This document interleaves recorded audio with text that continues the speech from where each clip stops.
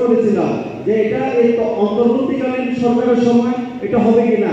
উনি বলছে 1, 2, 3, 4 এই প্রশাসনের দৃষ্টি আকর্ষণ করব ফুলগাছি বাজারের যে গাড়োয়াল আছে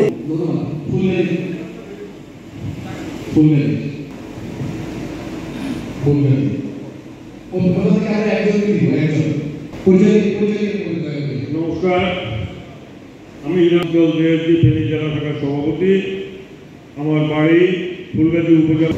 এই যে আমাদের উপস্থাপক ওনার বক্তব্যে যে উপস্থাপনা করেছে, স্বল্প জমি আছে, সেখান দিয়ে জমিতে যদি ক্ষতি হয় টাকা সেটা মেনে নিতে কষ্ট হবে মোকাবেলার জন্য সেটারও উদ্যোগ গ্রহণ করতে মনে করি।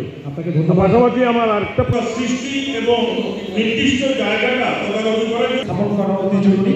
এছাড়াও আপনাদের যে মহাপ্রকল্প মহাকামনা যে উঁচু উঁচু জায়গাটা নির্ধারণ করা হবে, সেচ প্রকল্প স্থাপন করা, এছাড়াও বর্তমান পরিস্থিতিতে আপনাদের যে উত্তোলন করে বেগুলো বাধা করা হয়, তো বাদলের ফলে হচ্ছে দেখা যায় বৃষ্টির পানিতে সেই একই রকম পড়ে যায়, সেটা বাদটা আবার কাহিল হয়।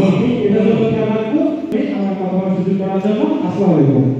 ধন্যবাদ। ফুলগাছি বলেন আপনার মনে আমরা এই যে আমি আবশ্যক সদস্যদের ফুলগাছি ঘোষণাবিদকে সবাইকে আমাদের জন্য মৌলিক ভূগোলশীলিয়া সবচেয়ে বড় অভিশাপ।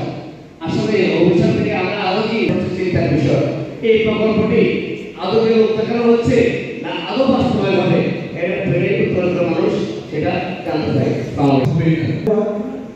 আপনারা দেখতে পাচ্ছেন যে আসলে 2023 সাল থেকে আমরা এবং দীর্ঘ সময় ধরে সমীক্ষা করছি যাতে এই সমীক্ষায় কোনো ভ্রান্তি বা ভুল না থাকে। হিসাবে পানি উন্নয়ন বোর্ড, পরিকল্পনা কমিশন, মন্ত্রণালয় সবাই আন্তরিকভাবে